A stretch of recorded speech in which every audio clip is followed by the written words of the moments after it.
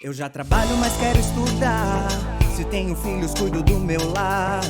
E estudar onde quiser, quando puder. No PC, tablet ou celular. Moro longe, quero me formar. A hora que eu tenho é depois de almoçar. Praticidade tem o nome, polos em todo o país. Online posso me formar. EAD, Unicesumar tem qualidade de ensino pra você criar. EAD, Unicesumar, você escolhe a hora que quer estudar.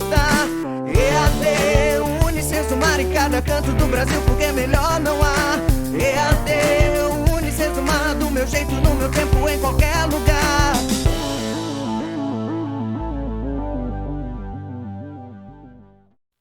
Olá pessoal, tudo bem? Eu sou o professor André Noel e essa é a nossa terceira aula de Banco de Dados 1. Hoje a gente vai falar um pouquinho de modelagem de dados. A gente já viu conceitos iniciais de banco de dados e hoje a gente vai seguir adiante pensando em como que a gente vai modelar, como que a gente vai estruturar a ideia para a gente criar um banco de dados, certo? Como eu já falei no começo, as aulas de banco de dados 1 e banco de dados 2 elas estão entrelaçadas. A gente vai estudar um pouco dos conceitos em cada uma, mas enquanto a gente vê um pouco mais de teoria em banco de dados 1, a gente vai um pouco mais para a prática em banco de dados 2. Tá? Então vocês podem aproveitar bem o estudo, vocês têm o cronograma que já foi mandado para vocês, vocês podem acompanhar o que vai ter em cada aula para um aproveitamento melhor. Legal?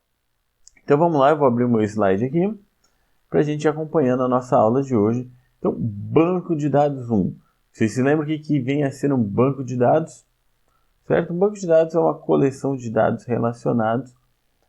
Então tem essa fotinho bacana. Um banco de dados ali em papel. Legal? Então vamos lá. Modelagem de dados. O que vem a ser a modelagem de dados? Isso aqui eu aproveitei do livro de vocês. Uma citação que está lá. Modelagem de dados é um método de análise que, a partir de fatos relevantes a um contexto de negócio, determina a perspectiva dos dados, permitindo organizá-los em estruturas bem definidas e estabelecer regras de dependência entre eles, além de produzir um modelo expresso por uma representação descritiva e gráfica. Bonito, não? O que vem a ser tudo isso? O que quer dizer? Bom, basicamente, a primeira parte, a primeira etapa, quando a gente vai desenvolver um software ou quando a gente vai montar um banco de dados, é o quê? É ouvir o cliente, ouvir a pessoa interessada no que ela precisa no sistema, certo? O famoso levantamento de requisitos. Então, quando a gente faz um banco de dados, é a mesma coisa. Muitas vezes isso está extremamente ligado, certo? Você está montando um banco de dados para um sistema. Você está montando um banco de dados, então você vai ter também a parte de software ali envolvida. Então, caminha junto. Quando você faz o levantamento de requisitos, você já pensa o que vai ter no banco de dados. Certo? Então, a sua modelagem de dados ela começa aí. Você vai ver o que a pessoa quer e aí você tem que passar isso para um papel, para algum tipo de modelo para você desenhar o banco de dados. Você vai desenhar a ideia do banco de dados para você implementar realmente esse banco. Certo? O banco de dados ele tem que refletir a realidade, ele tem que refletir os itens que vão ser administrados pelo sistema. Então você tem que pegar tudo que foi pedido e passar isso a montar um modelo de dados, um modelo do banco de dados. Legal? Então voltando para o slide aqui. Então essa ideia da modelagem de dados, a gente passa por algumas etapas aqui, ó. Que eu também peguei a imagem do livro de vocês ali, ó. Começa ali em cima um funilzinho, onde você tem os negócios, estratégia, processos. Você vai analisar como que a empresa trabalha, como que eles precisam do software. E você vai montar ali um modelo conceitual de dados, certo? Esse modelo conceitual de dados, depois você pode montar um modelo lógico. E do modelo lógico ele vai para o modelo físico. O que vem a ser cada uma dessas etapas? A gente vai trabalhar bastante aqui a ideia de modelo conceitual e modelo lógico. Por quê? Deixa eu falar aqui à medida que eu passo os slides, senão eu dou spoilers. Modelo conceitual é a representação do banco de dados sem a identificação do SGBD ou da forma de implementação. Como assim? a gente vai montar um modelo conceitual que seria como que o nosso banco de dados vai funcionar, como que as entidades vão se relacionar, como que a gente vai pegar aqueles elementos do mundo real e transformar ali em entidades do banco de dados. Como assim? A gente tem que ver como cada coisa vai ser representada e daqui entra o nosso modelo entidade de relacionamento que a gente vai também ver nessa aula mais detalhada. Mas basicamente, nesse exemplo aqui, que é um exemplo bem abstraindo informações aqui, você tem um cliente e um pedido. Ambos são entidades do seu diagrama ali.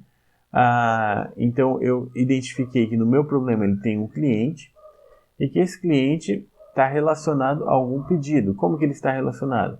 Provavelmente o cliente pode fazer um pedido. Então, tem um relacionamento entre eles. E essa ideia, você vai montando esse modelo conceitual que seria assim. Como que cada coisa está relacionada com outra? Isso aqui não é o banco de dados ainda. Isso aqui não tem uma implementação direta no banco de dados, apesar de que um bom diagrama de entidade de relacionamento muitas vezes já entrega direto ali uma implementação. Mas ainda tem mais uma etapa. Você fez esse modelo conceitual, que aí uma coisa importante que ele fala, sem identificação da SGBD ou forma de implementação. Por quê? Porque aqui a gente tem diferenças entre os SGBDs, como a gente já viu, o sistema gerenciador de bancos de dados relacionais, eles são muito parecidos entre si, eles usam linguagem SQL e tal, mas eles têm algumas diferenças de implementação, diferenças de alguns suportes Java estrangeiro, outros não, a sintaxe da SQL pode mudar, alguns recursos como triggers, como views, nem todos implementam. Então você tem algumas diferenças nos sistemas de banco de dados, mas o seu modelo conceitual aqui, você não vai depender do banco de dados. Então, você monta um modelo e você poderia implementar ele em qualquer um desses SGBDs. Legal? Essa é a ideia. Depois a gente vai então para o nosso modelo lógico. O modelo lógico, sim, ele chega mais próximo do banco de dados propriamente dito. Por quê? Porque ele utiliza os dados informados no modelo anterior, ele pega o que você já fez ali no seu modelo conceitual e efetua a descrição dos itens. Então eu tenho no modelo conceitual, por exemplo, uma entidade com seus atributos. Então a entidade tem o atributo, suponha ali a nossa entidade cliente, que é o que está aqui no slide, inclusive. Ele vai ter atributos. Que atributos? Nome, telefone, tipo de pessoa. Certo? Esse nome, esses atributos, no nosso modelo conceitual, a gente sabe que estão lá. No modelo lógico, a gente vai deixando um pouco mais claro isso daí. Então, no modelo lógico, você monta aqui como se fossem as tabelas já do banco de dados. Então, como que vai ficar cada tabela do banco de dados? Então, você vai ter mais claro como que as tabelas são, como que elas aparentam e como que elas vão ser implementadas. Então, eu já sei ali que o código cliente é um tipo numérico, que o nome é um texto, aí eu tenho telefone, pessoa que pode ser física ou jurídica. A gente já tem uma noção bem melhor de como que é a implementação na prática, para a gente criar o nosso banco de dados, para ser uma tarefa mais simples, mais rápida. Bom, e aí o terceiro modelo, que é o modelo físico, ele tem a ver com como que o armazenamento físico vai ser feito. O que seria armazenamento físico? O banco de dados, a gente já viu, ele é também um arquivo, ele é um arquivo onde você guarda as informações. Mas como que isso é guardado no computador? Não importa, certo? Não importa, mas está sendo grosso, não. Não importa porque a gente não faz essa parte. Quem faz essa parte é o SGBD. O SGBD, ele cuida de como vai ser armazenado, onde vai ser armazenado e como recuperar as informações de uma forma mais prática, certo? Se vocês lembrarem lá da primeira aula que a gente viu o modelo do SGBD, o SGBD ele tem o contato com o banco de dados e o banco de dados é dividido em duas partes. Você tem o banco de dados propriamente dito e os metadados, Seria como se fosse um banco de dados sobre o banco de dados. Ele tem toda essa informação guardada para otimizar o acesso aos arquivos, mas os arquivos mesmos você não tem acesso, você não vai mexer com eles. Então, o seu modelo físico representa a estrutura para armazenamento físico dos dados. Ele vai dizer como que vai ser salvo. Vai ser salvo no formato de registros, vai ter uma lista, vai ter alguma estrutura em árvore para facilitar. Como que vai ser feito? Isso no sistema gerenciador de banco de dados se preocupa, a gente não tem que se preocupar com isso. Certo? Então deu para entender a ideia? Modelo conceitual, aquele primeiro modelo que você monta, o modelo lógico já é bem mais próximo do banco de dados, e modelo físico é como que isso vai ser armazenado em disco, isso aí fica por conta do SGBD. Bom, então a gente vai aprofundar no modelo conceitual. Modelo conceitual, até já recebi várias perguntas sobre isso por causa da primeira atividade. O modelo conceitual, a gente vai descrever as relações entre as entidades e entra aqui no nosso modelo entidade-relacionamento. Certo? O modelo entidade-relacionamento, ele foi proposto, se não me engano, em 1976, tem no livro de vocês essa data certinho. E vocês veem lá que ele foi proposto modelo entidade-relacionamento e diagrama entidade-relacionamento. Eles caminham juntos, tá? Eu até me perguntaram qual que é a diferença entre modelo entidade de relacionamento e diagrama entidade de relacionamento, que é o MER e o DER, certo? Basicamente, o diagrama entidade de relacionamento, ele é o diagrama que ele te mostra como que é o seu modelo entidade de relacionamento, certo? Então, a gente, muitas vezes você acaba usando meio que como sinônimo, mas basicamente o diagrama, ele tem uma representação gráfica de como que esse modelo é. A gente vai focar no DER, no diagrama de entidade de relacionamento. A gente vai usar bastante ele, tá? E é um diagrama mais utilizado assim para banco de dados. Na prática, tem muitas empresas que montam um diagrama de classes para esquematizar como que vai ficar o programa e utilizam um diagrama de classes como se fosse um DER, certo? Então, eu já vi vários profissionais até chamarem o diagrama de classe de DER, porque é o que eles usam para montar o banco de dados. Mas não é um DER, certo? O DER, ele tem toda essa carinha aqui que a gente vai ver, que é um pouco diferente do diagrama de classes. O diagrama de entidade de relacionamento, ele foca o quê?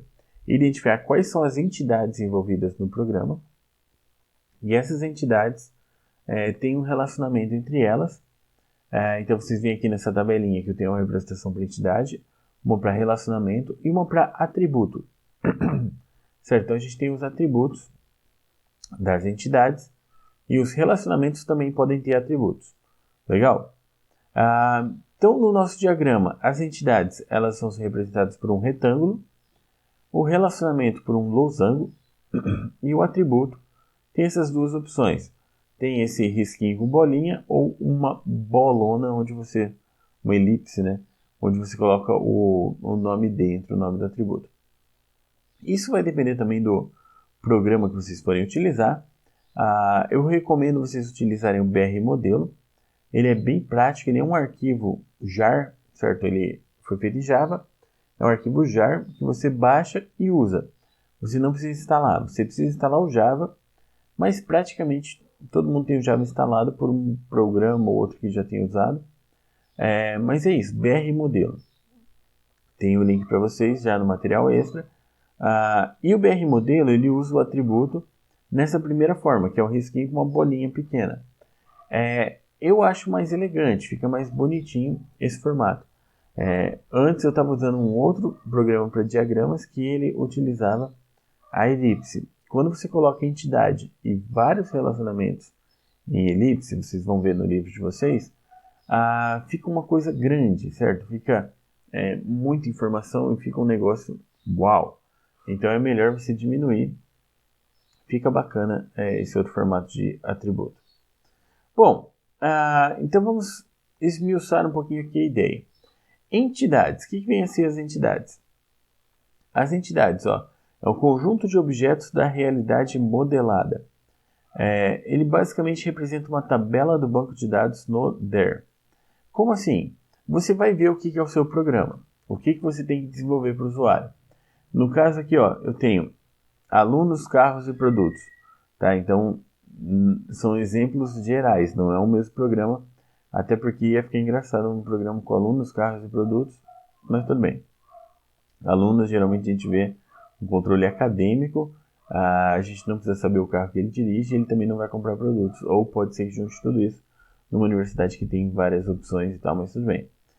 Mas qual que é a ideia aqui? A ideia é mostrar que você tem as entidades que elas representam partes importantes do que vai ter no seu sistema e são coisas ou elementos que você vai guardar informação sobre eles, certo? Por quê? Porque eles são importantes para a sua base de dados. Então, por exemplo, no controle acadêmico, você tem alunos, você tem as turmas que eles participam, qual a nota que eles tiraram e tudo mais. Então, você tem que saber ali os dados pessoais do aluno, quem é o aluno, nome, CPF e alguns dados importantes para o cadastro dele. E esses alunos vão estar relacionados também a outras entidades ali que vão ter dados que são combinados. Então, aluno é uma entidade, beleza. Só um detalhe aqui, essas entidades todas estão no plural, mas na prática é muito comum a gente criar toda a entidade, toda a tabela do banco de dados no singular. Tá? Então a gente colocaria aluno, carro, produto, tá? Então fica mais bacana. Então a sua entidade aluno, ela é uma entidade que ela vai guardar as informações do aluno. A entidade carro vai guardar as informações sobre o carro. A entidade produto vai guardar informações do produto. Eu não coloquei no slide, mas no livro de vocês ainda fala que tem diferença entre entidade concreta e abstrata.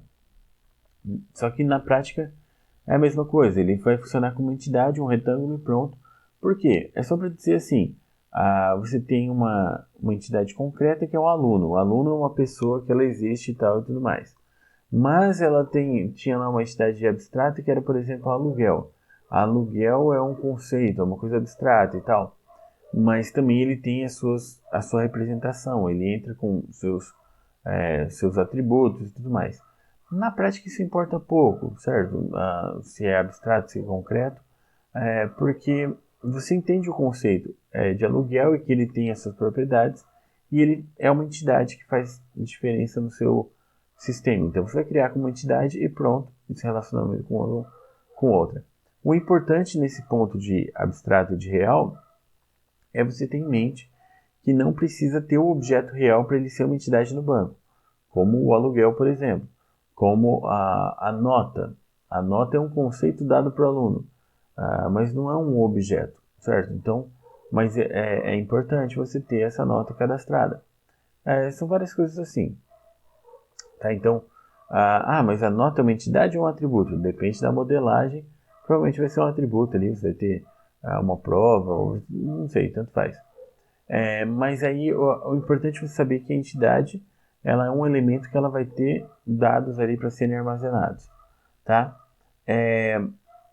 Tem os atributos, então, que aqui tem um exemplo das duas representações. Ou você cria uma elipse com o nome do atributo dentro, ou aquele risco com a bolinha com o nome do atributo fora, que é o que a gente vai mais utilizar. São informações ou descrições das entidades ou relacionamentos. Cada atributo ele representa uma coluna na sua tabela do banco de dados. Então, quando for implementar, tem um atributo, esse atributo vai ser uma coluna, vai ser um campo, vai ser uma informação daquela tabela. Então, se eu tenho a tabela aluno, e a tabela aluno tem os atributos nome, endereço, telefone, quando eu implementar o banco de dados, a entidade aluno vai ser uma tabela e cada atributo vai ser um campo dessa tabela, certo? Então, aluno tem nome, tem endereço, telefone, viram os campos da tabela. A gente vai colocar então os atributos com essa carinha aí. No livro de vocês mostra... a gente vai entrar agora na parte das chaves. Deixa eu ver mais para frente. Então eu vou falar só aqui do atributo por enquanto. Então você pode colocar os atributos para entidades ou para relacionamentos. Tipos de atributos. Você tem atributo simples ou multivalorado. Que eu não coloquei aqui o desenho, mas é basicamente assim. Você tem o atributo simples, que ele tem uma elipse, multivalorado tem duas elipses, uma fora da outra. O que é um atributo multivalorado? O atributo multivalorado é um atributo que pode ter vários valores. Como assim? No livro de vocês tem um exemplo do telefone. Então vamos dizer aqui que eu tenho um aluno, olha que bonito, aluno, e ele tem uma representação aqui que é duas elipses aqui, ou telefone. Certo? Eu podia ter pegado a imagem de lá e ia ficar mais bonito, mas tudo bem. O telefone é um atributo multivalorado se ele está representado assim. O que significa isso? Significa que o aluno pode ter mais de um telefone. O aluno tem telefone residencial, telefone comercial, que na verdade muitos sistemas nem tratam mais telefone residencial, comercial ou celular. Porque muitas vezes o número é direto no celular, ou às vezes a pessoa tem dois celulares, às vezes a pessoa tem dois celulares e um telefone fixo. Isso varia bastante. Então, é bem comum guardar telefone e deixar guardar mais de um telefone. Quantos? Quantos precisar. Então, o aluno pode ter nenhum telefone, pode ter um, dois. E até é engraçado ver que sistemas mais antigos assim, poucos anos atrás para cá, geralmente o telefone fixo era obrigatório e o celular opcional. Hoje tem muita gente que não tem mais telefone fixo, então o telefone, às vezes quando é obrigatório, é qualquer telefone, pode ser celular numa boa, porque muita gente não tem mais o fixo. Eu mesmo tenho fixo só porque a internet vem junto com ele, eu não uso, está sem aparelho fixo, não divulgo o número, tá lá, certo? Porque hoje em dia o telefone fixo, a principal função dele é receber chamadas de telemarketing, mas tudo bem. Mas o que acontece com essa informação de telefone? O telefone é multivalorado, pode ter vários telefones. O que isso implica? Implica que quando eu implementar o meu banco de dados, provavelmente eu vou ter que botar o quê? Uma tabela telefone extra. Por quê? Porque essa tabela telefone vai permitir que eu guarde mais de um telefone para cada pessoa. Para não ter que limitar na tabela aluno, colocar... às vezes acontece, o aluno tem lá telefone 1, telefone 2, telefone 3. Mas aí se ele tem um telefone só, o 2 e o 3 ficam ocupando espaço à toa, certo? Se ele tem 4 telefones, eu tenho que escolher 3 para cadastrar, coisas do tipo. Então se eu coloco uma tabela extra, eu posso ter de 0 a N, eu posso ter muitos telefones guardados ali, sem ter tanto problema. Mas por que então você não coloca o telefone como entidade e faz um relacionamento com o aluno? Porque não vale a pena.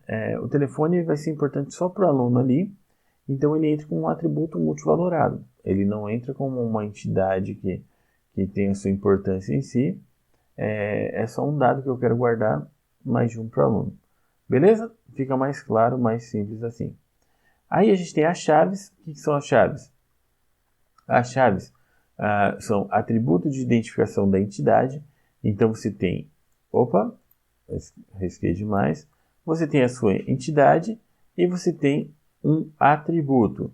Atributo. Se ele tem um sublinhado embaixo, ele é um atributo chave. É um atributo que identifica aquela entidade. Por exemplo, se eu tenho uma pessoa, esse atributo chave pode ser um código da pessoa, pode ser uma coisa assim. Mas é um atributo que vai mostrar quem que é aquela entidade. Então é um atributo que não se repete.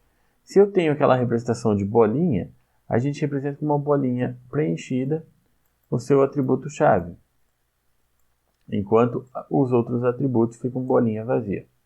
Certo? Então essa é a representação de atributo chave numa entidade ou no que for. A gente vai ver no BR Modelo rapidinho ainda hoje. A gente tem relacionamentos. Relacionamentos são bem importantes aqui. Eu ia colocar uma tirinha aqui do Vida de Programador, acabei não colocando, mas vou contar para vocês. Tem uma história que o pessoal passou lá, que o programador chegou para o outro e falou: você sabe onde estão os DBAs? DBA, o administrador do banco de dados. Aí o outro virou e falou: ele deve estar discutindo relacionamento. Mas tudo bem. É piadinha ruim, mas é engraçado. Porque relacionamentos são importantes em banco de dados. A gente fala de relacionamento o tempo todo. As entidades têm relacionamento entre si. Ou seja, um aluno, ele cursa um curso. Cursa um curso ficou bacana, né? Mas esse é o relacionamento que o aluno tem com o curso. Significa o quê? Que eu vou ter uma tabela aluno no banco de dados, eu vou ter uma tabela curso no banco de dados, e eu vou ter alguma forma de identificar que o aluno cursa aquele curso, certo? Como? Isso aí a gente vai ver daqui a pouco, mas é importante que eu tenha uma representação no banco de dados para ligar o aluno com o curso. Eu não posso ter os alunos com dados de aluno e curso com dados de curso sem ter nenhuma ligação entre eles. Não faz sentido. Não faz sentido também eu pegar a minha entidade de aluno e colocar toda a informação do curso que o aluno faz dentro da tabela aluno, porque eu teria uma tabela gigante e teria muito dado replicado e muita coisa que eu não precisava. Imagina que o curso muda de nome, eu teria que mudar o nome em todos os alunos que estão naquele curso. Então eu tenho uma tabela para curso, tenho uma tabela para aluno e tenho uma identificação de relacionamento, dizendo que o aluno está relacionado ao curso. Como que eu represento? A gente vai ver daqui a pouco, não veremos agora. A gente tem então tipos de relacionamento, que na verdade agora é um bom momento de falar de como a gente representa. Que a gente tem o autorrelacionamento. O que é o autorrelacionamento? Eu tenho uma entidade que ela está relacionada com ela mesma. Aqui vai variar a representação. Vou ver que o desenho no livro está um pouquinho diferente, mas é isso. Eu tenho uma entidade relacionada com ela mesma. Como que eu tenho uma entidade relacionada com ela mesma? Não faz sentido isso. Faz sentido, são aquelas pessoas que são mais isoladas, que moram sozinhas e que elas têm... Não, estou brincando, não tem nada a ver. No caso aqui, você pode ter, por exemplo, funcionários de uma empresa. Você tem uma tabela funcionário e tem os dados do funcionário. Nessa tabela de funcionários, você pode ter uma identificação, por exemplo, de quem que é o gerente ou o supervisor direto daquele funcionário. Ou seja, na tabela de funcionários, você pode identificar quem é o supervisor daquele funcionário. Só que o supervisor daquele funcionário também é um funcionário. Então, ele é um funcionário, tem os dados do funcionário, mas na tabela pode ter indicação de quem que é o supervisor, que é um outro funcionário. Então, seria uma entidade funcionário relacionada com ela mesma. Um autorrelacionamento, certo? Como que eu represento isso? No banco de dados, você teria a tabela da entidade e teria um campo que seria uma chave estrangeira para o próprio tipo, para a própria tabela funcionária. Certo? Depois a gente tem o quê? O relacionamento binário ou de grau 2, que é o mais comum, que é uma entidade relacionada a outra entidade. Certo? Então, isso é um relacionamento binário ou de grau 2. Tem duas entidades relacionadas entre si. Bom, como que eu represento elas no banco de dados? Então, as entidades, elas viram tabela no banco de dados e o relacionamento depende da cardinalidade. Como assim? Nosso próximo ponto é cardinalidade, já vou falar disso. E por último, relacionamento ternário, que eu teria aqui mais uma entidade, então um relacionamento que junta 3 entidades ao mesmo tempo. Acontece menos, mas acontece bastante. Então, um relacionamento entre 3 entidades diferentes. Vamos lá. Cardinalidade. A cardinalidade permite expressar o número de ocorrências com que uma entidade pode tomar parte em um relacionamento. Permite também expressar as possibilidades, restrições e associações entre uma entidade e outra, e por aí vai.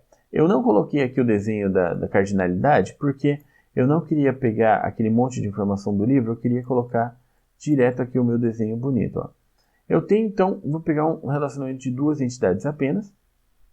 A cardinalidade diz quantos, como eu posso dizer, uma entidade pode se relacionar com quantas outras entidades do outro tipo. Como assim? Vamos lembrar do nosso exemplo de alunos e cursos. Alunos e cursos. Certo? Eu tenho entidades que elas podem se relacionar com outras entidades Eu vou apagar isso aqui e fazer de novo. Eu tenho aqui o aluno e eu tenho o curso. Bom, cada curso ele pode ter quantos alunos? Vários alunos. E um aluno ele pode estudar em quantos cursos?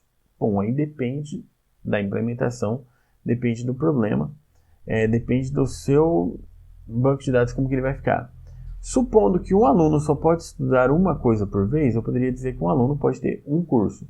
Se eu disser que o sistema vai guardar informações de todos os cursos que ele fez, mesmo sejam cursos passados, depois ele pode fazer mais, aí eu posso dizer que o aluno pode ter vários cursos, certo? Então vamos pensar. No caso do meu sistema permitir um curso apenas por aluno, eu vou dizer o quê? O aluno pode cursar apenas um curso, mas o curso tem vários alunos. Então eu diria que o aluno ele pode ter um aluno, um curso apenas. Então eu vou dizer que a cardinalidade do curso é 1 e do aluno é N, porque eu posso ter N alunos por curso. Mas aqui tem uma coisa interessante que a representação, quando eu falo de relacionamentos, ela é um pouco diferente. Quando você acostuma cardinalidade de orientação a objetos, é um pouco direto ali a questão de 1 para N, N para M, 1 para 1, coisa assim, tem os asteriscos e tal. A gente vai usar a representação do BR modelo, que eu acabei não mostrando ainda para vocês. Deixa eu colocar aqui na tela o BR modelo. E eu estou vendo aqui que eu estou quase passando do meu tempo. Esse é o BR modelo.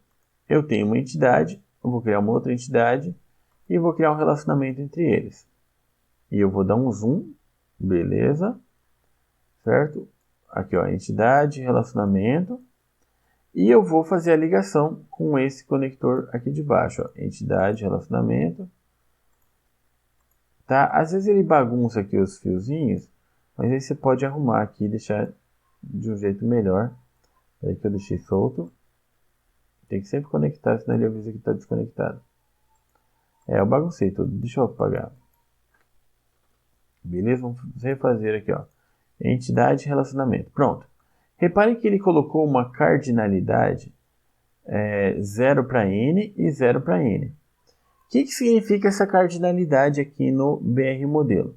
Quando eu clico aqui no meu conector, eu vou ter aqui na esquerda eu tenho cardinalidade, que eu posso selecionar. Eu tenho as opções apenas 1 para 1, 0, 1, 1N e 0N. Até me questionaram, não tem N para N? Na verdade eu falei 0 para N, mas não é 0 para N o nome. Essa representação de cardinalidade, ela tem dois números, significa o mínimo e o máximo, certo? Mínimo e o máximo. Digamos que eu tenho entidade aluno, e aqui eu tenho entidade curso. E o relacionamento eu não vou mudar o nome, porque é aluno, curso, beleza. Digamos que eu posso ter um aluno para N cursos, ou ao contrário, N alunos por curso. Então eu vou ter um aluno pode estudar em vários cursos, mas ao contrário. Desculpa, eu fiquei olhando aqui pensando em outra coisa. O curso pode ter vários alunos, mas o aluno pode estudar só em um curso. O aluno pode ter um curso, tá? Mas você pode ter N alunos por curso. Então eu vou dizer aqui na cardinalidade que o meu aluno eu posso ter de 1 até N, ou seja, o mínimo 1, máximo N, e o curso, o aluno vai poder ter um curso só, então o curso vai ser um só. Então, N alunos podem estar em um curso, certo? O curso pode ter N alunos, mas o aluno pode ter um curso só relacionado a ele. Mais ou menos isso. Nesse caso, a representação do banco de dados, só para finalizar bem rapidinho aqui a aula, a representação do banco de dados seria como? Como o aluno pode ter um curso só, mas o curso pode ter um monte de alunos, não faz sentido eu guardar a informação dos alunos no curso, certo? Eu vou fazer o quê? Na tabela de aluno, eu vou criar um campo para dizer quem é aquele curso, certo? Qual é o curso dele. E pronto. Isso para a relação 1 para N. Se for 1 para 1, funciona do mesmo jeito. Eu posso colocar o campo em qualquer uma das tabelas, mas eu coloco um campo para dizer qual é o elemento que está relacionado com o outro. Se fosse uma coisa, igual eu falei antes, que um aluno pode estudar em vários cursos, seria um N nos dois. Então, nossa relação N para N significa que o aluno pode ter vários cursos e o curso tem vários alunos. Aí já é uma situação especial que, se eu tenho uma relação N, significa que eu tenho que o meu relacionamento vai virar uma tabela no banco de dados. Por quê? Porque eu vou ter que ter uma tabela extra para juntar as duas entidades ali. Então, eu vou ter uma tabela relacionando cada aluno com cada curso. É uma tabela a mais no banco de dados. Beleza? E com isso a gente termina a aula de hoje. Na próxima aula a gente vai continuar, tá, com essas ideias. Deixa eu só pôr aqui, considerações finais. A gente vai continuar com essas ideias. A gente vai mexer bastante ainda com isso. Então, fiquem tranquilos que a gente vai tirar as dúvidas de vocês. Não esqueçam da nossa live. Na live a gente vai tirar dúvidas. Aproveitem bastante esse tempo. E até mais. Até a próxima aula. Tchau! EAD, Unicesumado, meu jeito, no meu tempo, em qualquer lugar.